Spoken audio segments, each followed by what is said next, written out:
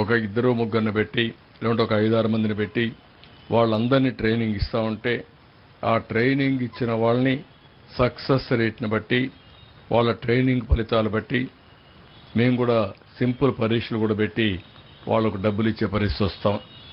ఆన్రోరియం అంటే ఇది కూడా ఇంటి దగ్గర కూర్చొని 10 రూపాయలు సంపాదించుకునే మార్గం. దీనివల్ల భవిష్యత్తులో ఎకానమీ కూడా చాలా మార్పులు రాబోతున్నాయి.